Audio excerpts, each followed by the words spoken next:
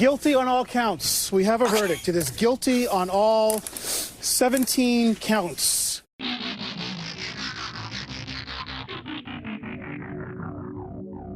Hello and welcome to What the F*** Just Happened Today, your essential guide to the daily shock and awe in national politics. I'm Joe Amditis. Let's get to it. It's Tuesday, December 6th, 2022. Welcome to day 686. The Trump Organization was found guilty on all 17 counts of criminal tax fraud, conspiracy, falsifying business records, and other financial crimes.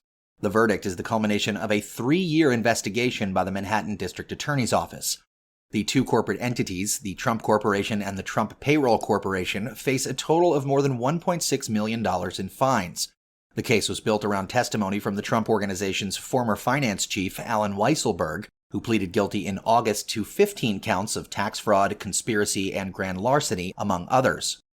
In his testimony, Weisselberg details how he and the company's comptroller, Jeffrey McConney, cheated state and federal tax authorities over a 15-year period by paying executives with off-the-books compensation, such as apartments and luxury cars. Prosecutors described the Trump Organization as a, quote, culture of fraud and deception, end quote, saying that Trump sanctioned the tax-free benefits and personally signed off on some checks for private school tuition for Weisselberg's grandchildren. Trump himself, however, was not charged.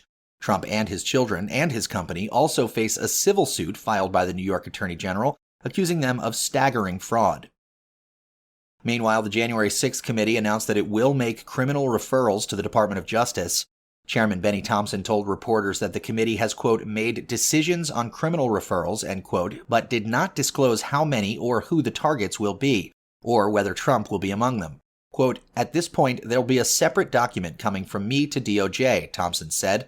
When asked whether the committee believes any witnesses had perjured themselves, he replied, quote, that's part of the discussion, end quote. The Justice Department has been pursuing its own criminal investigation and could act regardless of what referrals the panel makes. The DOJ also sent grand jury subpoenas to officials in Arizona, Michigan, and Wisconsin for all communications with Trump, his campaign, and his aides and allies. The requests are the first known subpoenas issued by Special Counsel Jack Smith, who Attorney General Merrick Garland tapped to oversee the January 6th Capitol attack case and the criminal probe of Trump's mishandling of classified documents. The 3 states were central to Trump's failed plan to stay in power after Joe Biden's 2020 election win. Meanwhile, Trump's Political Action Committee is paying the legal bills for key witnesses in the DOJ's investigation into the classified documents that were found at Mar-a-Lago after Trump left office. The Save America PAC has paid Brand Woodward Law more than $120,000 to represent Kash Patel, who has testified to the grand jury, as well as Walt Nauta, a Trump valet who told FBI agents that Trump had instructed him to move boxes at Mar-a-Lago. The Brand Woodward firm also represents Trump's longtime advisor Dan Scavino and at least one other personal aide who had testified in front of the grand jury. And finally, Trump failed to disclose a $19.8 million loan from a foreign creditor while he was running for president in 2016. Documents obtained by the New York Attorney General's office show that Trump had a previously unreported liability to South Korean company Daewoo when he took office in January of 2017.